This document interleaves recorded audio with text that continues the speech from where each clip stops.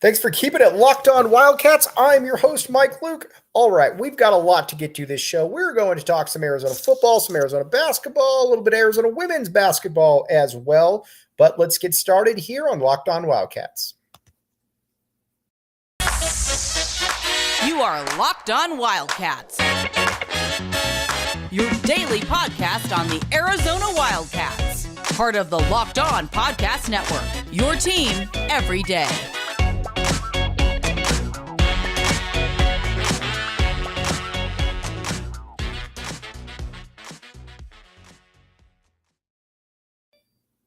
Thanks for keeping it locked on Wildcats. I am your host, Mike Luke. All right, we got a lot to get to this show. But first, we are going to talk about a little bit of Arizona football. Now, going into the season, I think a lot of people were skeptical about how many wins Arizona would be able to get. I was not. I said from the beginning that I thought that Arizona was going to be able to get 3 to 4 wins, something like that, maybe more. I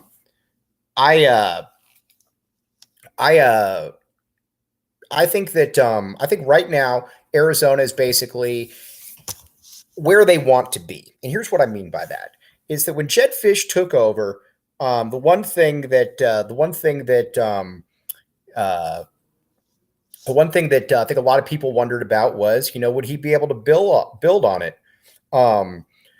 And he's been able to build on it. He brought in, again, last year, Arizona won one game.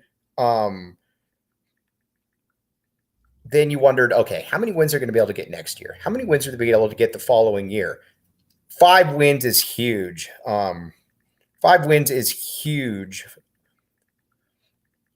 because you can recruit, you can bring in more players, you could do a lot of different things, and it's easy to sell a vision. Nobody's really nobody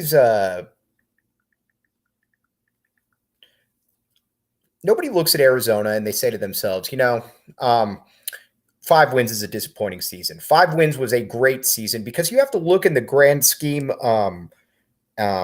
You have to be look in the grand scheme of everything that we're talking about right here. When Jedd Fisch took over, Arizona had lost 12 straight games and would go on to a 20-game losing streak. That was a massive.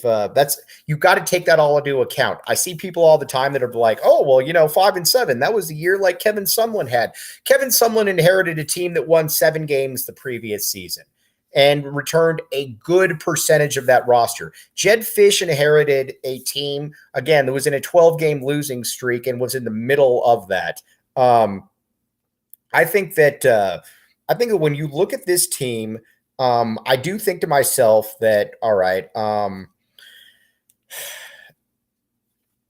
where could they be? Where could they be better? And I think that right now people are looking at it and they're saying to themselves, okay, I wish that Arizona was a little bit better here. I wish Arizona was a little better here. Totally fair. The goal line or the short yardage offense is not good. Nobody's going to say that it's good. Nobody's going to sit here and tell you that it's good. But I think the one thing that people do get caught up in is the minutia. The defense was not good, and again, I don't want to make it out like the defense is a minute thing, because keep in mind, when it comes to defense, Arizona against ASU, even though they won, did not put together a good performance. Arizona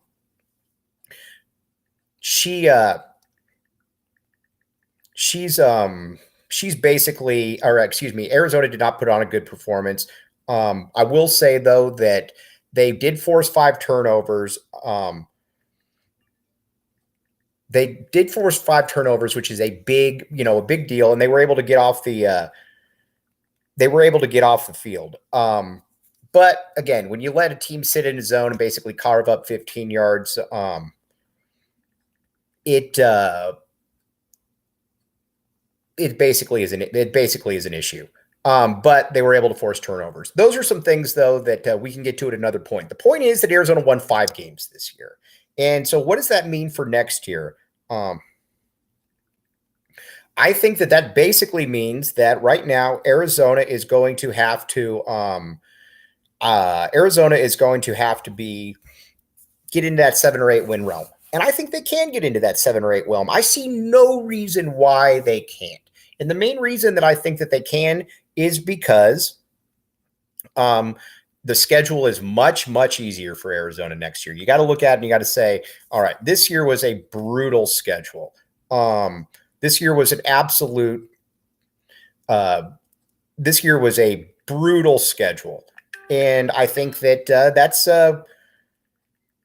that's fair to say. You got 5 wins. You got 5 wins. Now, next year, it opens up a little bit. You bring back, first of all, let's talk about who you bring back. You bring back your quarterback. You bring back your top 2 quarterbacks. You bring back your top 3 running backs, hopefully. If Jacob Cowing comes back, you would bring back almost your entire receiving core as well. There's a lot to be impressed by with this Arizona team. Now,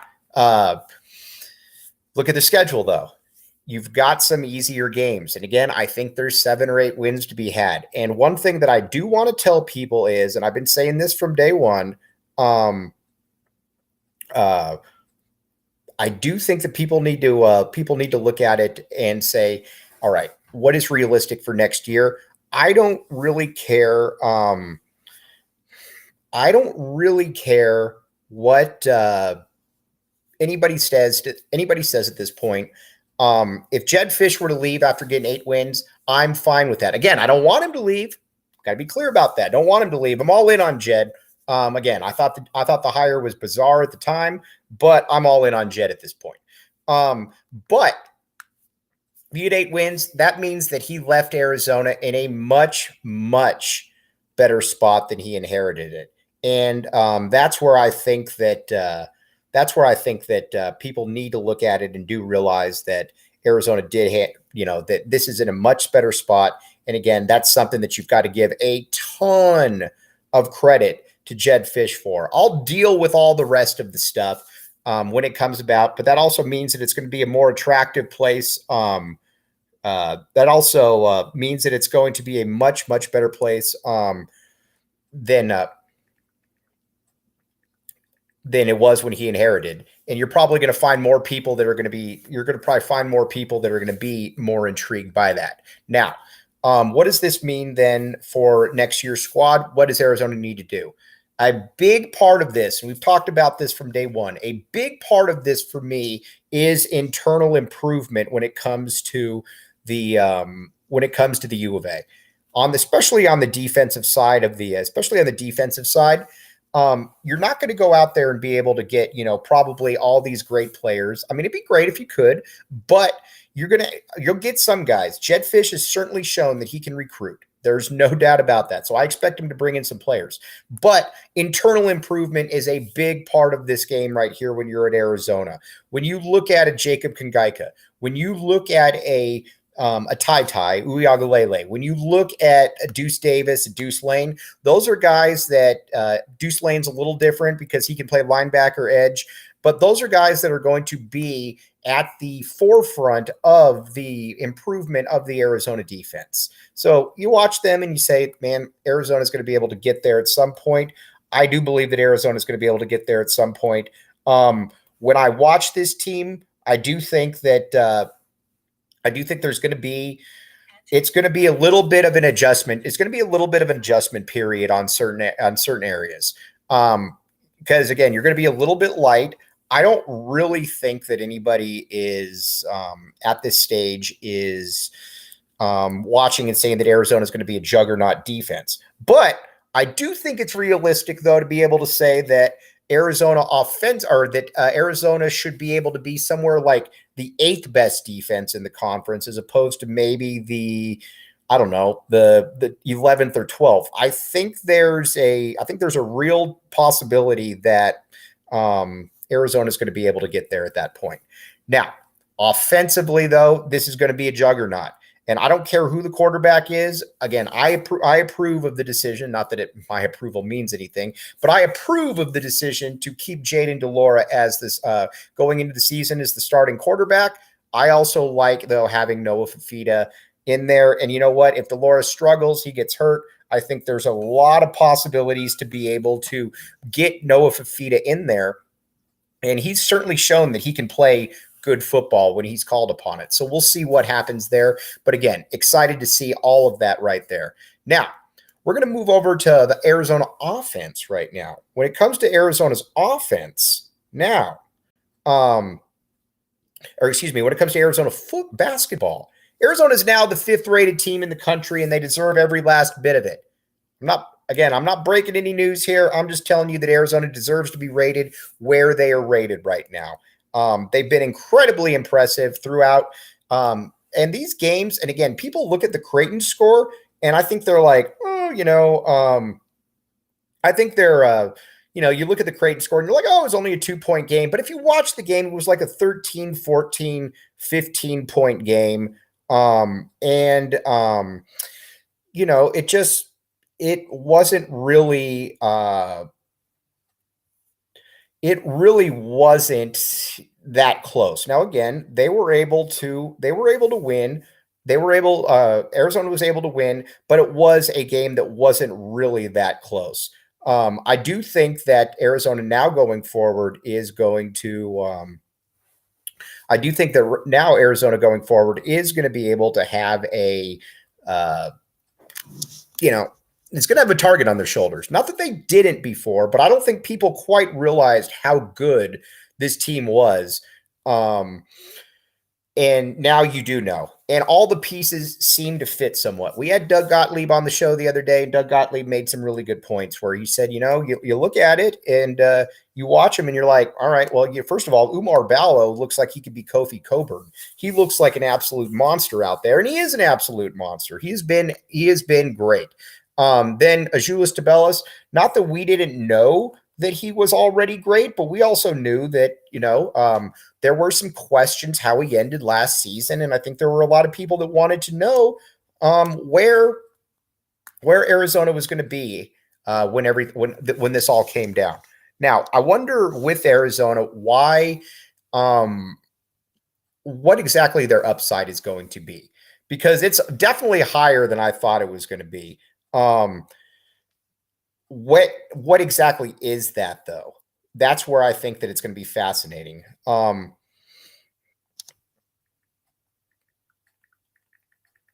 Where are we, though, with this team? I think that they can win the national title. I didn't think that before the season, but I do think that right now this is a team that, with Tommy Lloyd, with the way that they run, with the way that they play, all kinds of different things are in play right here. And that's where I think that it's going to be somewhat exciting to be able to watch them. I do wonder about, there are certainly some things that I do wonder about with this, though. How exactly is Arizona going to do against really good pressure, physical, defensive teams? I don't think we know the answer to that yet. I'm excited to find out, but I don't think that we know the answer to that yet. We will at some point figure that one out, though. But there's also every indication to believe that a guy like a Courtney Ramey, a guy like a Kirk Kriisa, a guy like Ramey especially, you're thinking to yourself that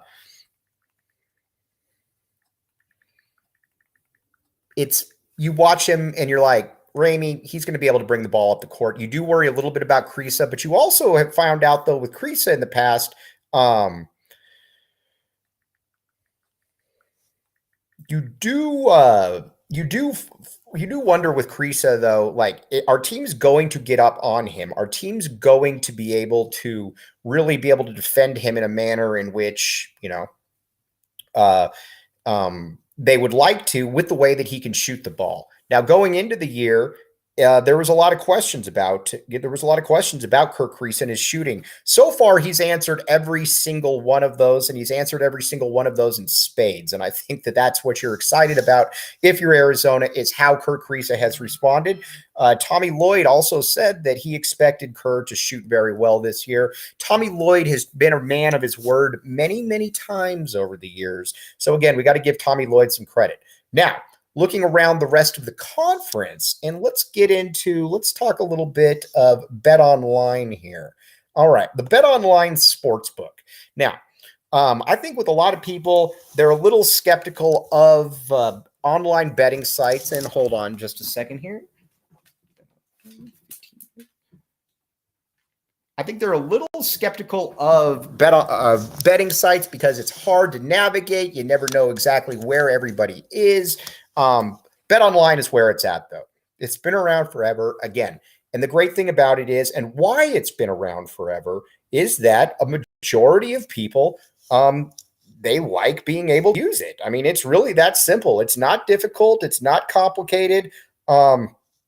It's some easy stuff right here.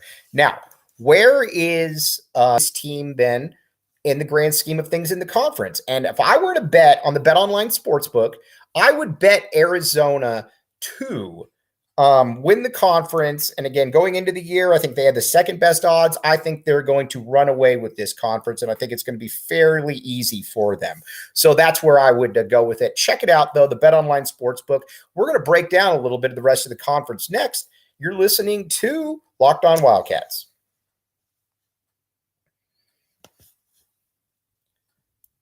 Thanks for keeping it locked on Wildcats. I am your host, Mike Luke. All right, now let's talk a little bit about, let's just quite frankly, let's talk a little bit about where Arizona stands.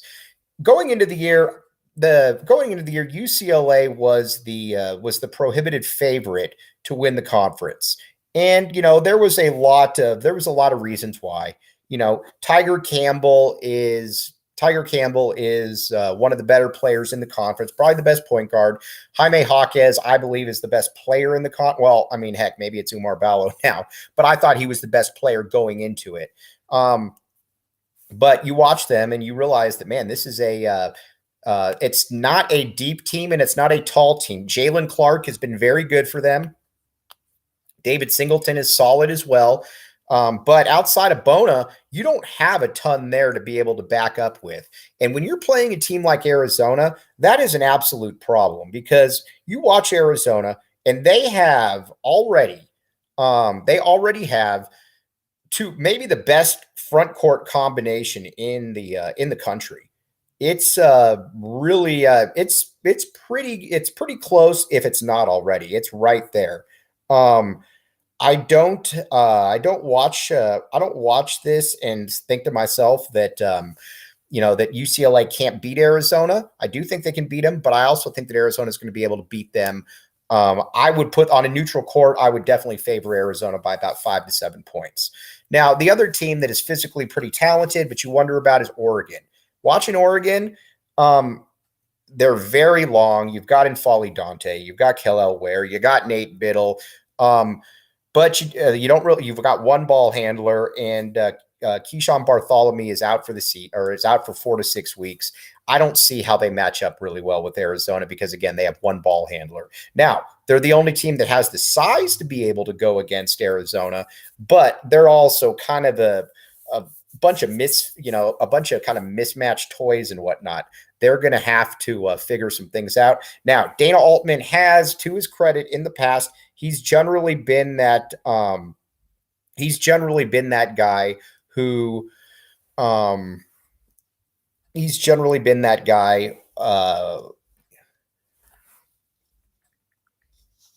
who has been able to put things together at the last second. Now, we'll find out where he is. But again, it's a good percentage of last year's team that's back, and they didn't mesh. I think he thought that maybe with more defined roles things would look better. But I